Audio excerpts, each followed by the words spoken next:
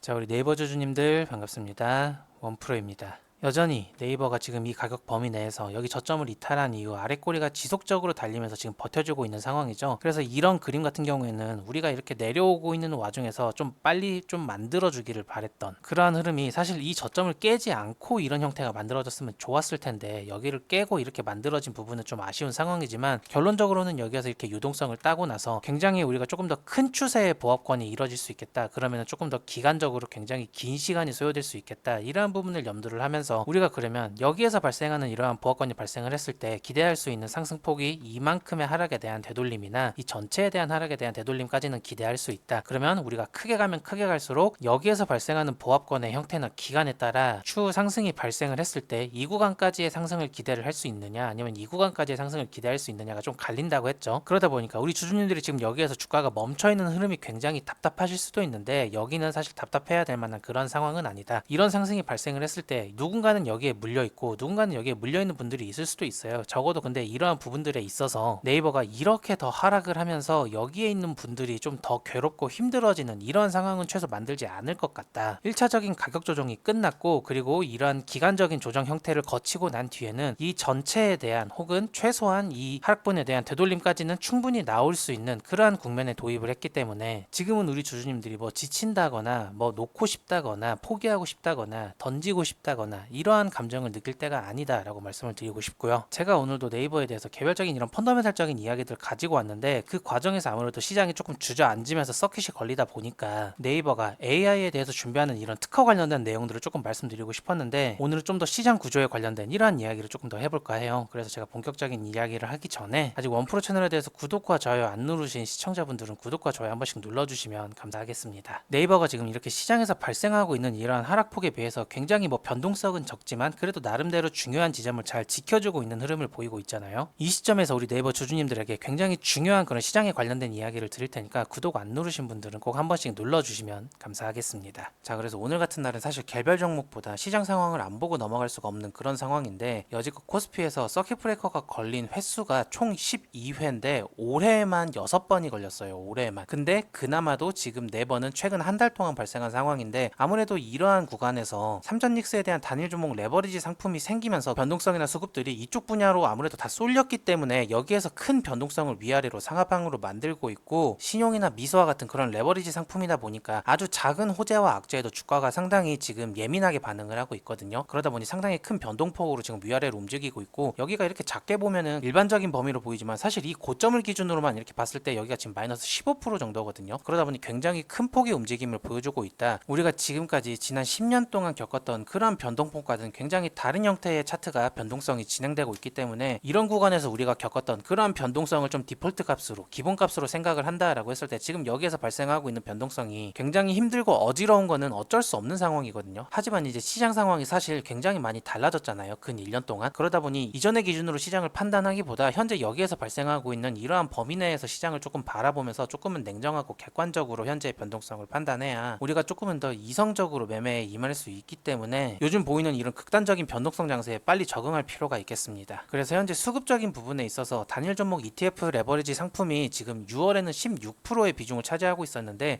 이게 7월에 들어서면서 24%까지 비중이 더 늘어난 상태거든요. 이렇게 파생 상품의 비중이 커지다 보니까 아무래도 애플에서 뭐 중국산 메모리를 쓴다거나 메타가 클라우드 사업에 진출을 한다거나, 그러한 결과폭에 따라서 주가가 이렇게 반응하는 부분에 있어서 이렇게 발생하는 변동폭이 여기에서 파생 상품에서 유발되는 숏감마가 커지면서 지수가 이만큼 움직이는데 ETF 때문에 주가가 이렇게 크게 움직여버리는 이러한 부정적인 요소가 지금 부각되고 있는 상황이에요. 그래서 오늘 보여주고 있는 이러한 하락 같은 경우에는 삼전 실적 발표가 세론으로 이렇게 외국인들이 나가는 이런 주제거리로 조금 작용을 했고, 그리고 동시에 오늘 하나오션이 캐나다 잠수함 수주에 실패를 했죠. 그러다 보니 조선업이 같이 떨어지면서 이게 전반적으로 지수에 작용을 해서 이렇게 서킷까지 발동되는 이런 약세적인 상황이 만들어졌는데, 우리가 지금 이 시점에서 인지해야 할 부분은, 사실 제가 이 구간에서 한 7,400선이죠. 이 구간에서 리스크 관리를 하면서 여기에서 일봉이 종가 마감만 하지 않는다면, 그래서 아래 꼬리가 지속적으로 달리는 형태가 만들어진다면 여기에는 충분히 도전을 할 만하다, 차트상으로 그런 자리다 라고 설명을 드렸었고, 그리고 이전에는 지금 이 구간에 있었을 때 PER이 7배라고 그랬었죠. 7배라고. 근데 이게 오늘 이렇게 더 내려오면서 PER이 6.3배까지 더 내려왔단 말이에요. 6.3배면은 우리가 2008년에 금융위기급의 그런 위기 상황에 놓여 있다라는 말인데, 금융위기 때 PER이 6.2배였어요. 그러다 보니 이렇게 차트적으로 나타나고 있는 흐름과 현재 이렇게 기본적으로 분석하는 이런 지표들을 봤을 때 굉장히 괴리가 큰 상황이고, 그냥 단순하게 판단을 했을 때 삼성전자를 비롯해서 뭐 다른 코스피 종목들을 이렇게 봤을 때, 기업들을 봤을 때 앞으로 3, 4분기 영업이익률이 훨씬 더 높게 전망이 되고 있거든요. 그런데 지수가 보여지고 있는 이러한 흐름에는 PER이 6.2배까지 내려오는 등 뭔가 굉장히 위기 상황이 부각되고 있는데, 물론 코스닥을 먹으면 좀 위기 상황처럼 보이긴 하지만 사실 이것도 결국에는 수급 문제로 떨어졌을 뿐이지 얘가 뭔가 펀더멘탈적인 이슈가 있어서 이렇게 떨어지고 있는 상황이 아니었기 때문에, 지금은 이게 우리가 개별 종목에 대해서 펀더멘탈이 좋은 종목들을 잘 분석해서 우리가 분할 매수로 충분히 접근할 수 있는 이러한 시기라고 판단이 되고, 3, 4분기에 있어서 실적들이 어떻게 발표되냐에 따라서 앞으로 지수든 개별 종목이든 충분히 이러한 업사이드를 충분히 보여줄 수 있는 이러한 흐름이 지속될 거이기 때문에, 우리가 지금은 뭔가 물량을 던지고 도망을 간다거나 이렇게 떨어지고 있을 때 패닉세일을 동참해서 하락 가속화를 유발한다거나 이러한 움직임을 가져갈 필요가 전혀 없다라는 말이에요. 아직까지는 우리에게 보여지는 이러한 상승 흐름이 유지되고 있죠. 일봉 종가로 7,400선을 이탈하지 않았으니까. 그렇다면 아직까지는 위로 보여줄 수 있는 방향성이 훨씬 더 많이 남았다는 거고, 이 안에서 나타나는 변동성으로 인해 우리가 좀 마음이 흔들릴 수는 있겠지만, 변동성 때문에 앞으로 주가가 보여주는 이러한 방향성까지 흔들릴 필요는 없다라는 말입니다. 그래서 우리 주주님들이 지금은 뭔가 물량을 던지신다거나 손절을 하신다거나 뭐 공포에 휩싸여서 무언가를 포기하신다거나 놓는다거나 이런 상황은 절대 아니라는 말입니다. 물론 코스닥 같은 경우에는 직전 고점을 한번 돌파해주는 흐름이 만들어지기는 해야 돼요. 굉장히 조금 억울하게 계속 내리고 있는 상황이기 때문에 수급적인 문제가 어느 정도는 해소가 돼야 되는 이러한 상황으로 보이고, 적어도 지금은 이렇게 고점에서 뭔가 차익 실현을 하는 그런 외국인들로 인해서 지금 기관이나 개인들이 이렇게 받쳐주고 있는 상황인데, 이러한 손바뀜이 어느 정도 해소가 되면은, 그러면서 이런 추세를 깨지 않는 이상 그 전에 진행됐던 이러한 상승 흐름이 충분히 여기에서 횡보세를 보합권을 유지를 하다가 다시 이렇게 위로 올라갈 수 있는 상황이 만들어질 수 있는 환경이기 때문에, 거시적으로도 차트적으로 여전히 그러한 상황이기 때문에 우리가 지금은 설령 이러한 자리들에서 물려 있다라고 할지라도 뭔가 포기하지 않고 그냥 놓지 않고 지금은 이를 악물고 좀 버텨야 되는 상황이라는 거죠. 그러니까 우리 주주님들, 시장 상황이 상당히 어렵습니다. 이런 상황에서 우리 주주님들이 충분히 마음이 꺾일 수 있을 만한 차트 흠이 발생할 수는 있겠지만, 개별적으로 펀더멘탈이 흔들린다거나 시장 전반에 혹은 글로벌적으로 굉장히 큰 악재가 있지 않는 이상 지금의 이러한 큰 상승세를 뒤집을 만한 그러한 악재는 아직까지 없기 때문에, 그리고 그러한 상황도 아니기 때문에 우리가 조금은 더 이 고점 부근에서 어떻게든 횡보나 보합세를 유지해가면서 그 다음 상방을 위한 힘을 모아가는 과정을 잘 견뎌야지만 그 다음에 더 큰 수익을 우리가 취할 수 있습니다. 사실 투자가 결과가 이렇게 바로 나오고 굉장히 재밌고 이럴 수는 없어요. 대부분의 경우가 이러한 지루한 움직임을 계속 버텨나가는 거고, 이거를 즐기기 위해서 여기에서 뭐 3, 4년 동안 견딘 사람들이 있을 거 아니에요. 우리도 이러한 상황들이 만들어질 수 있다, 이때와 똑같은 상황들이 만들어질 수 있음을 우리가 인지하면서, 그리고 여러 가지 상황들을 고려했을 때 우리가 지금 도망칠 상황이 전혀 아니다, 무서워할 상황이 전혀 아니다 라는 부분도 인지를 하시면서 조금은 더 신중하고 차분하게 버티는 스탠스로 지금의 이 어려운 시장을 잘 극복하셨으면 좋겠습니다. 아시겠죠? 그래서 오늘은 뭔가 개별적인 이런 종목에 대한 얘기보다 시장이 굉장히 어려운 상황이었기 때문에 시장에 대한 이야기를 좀 길게 말씀드렸는데, 영상 시청하시면서 조금이라도 우리 주주님들에게 도움이 되셨다면 저희 원프로 채널 구독과 좋아요 한 번씩 눌러주시면 감사하겠습니다. 그럼 저는 또 내일 우리 주주님들에게 도움이 될 만한 그런 정보들을 가지고 와서 다시 인사드리겠습니다. 감사합니다. 원프로였습니다.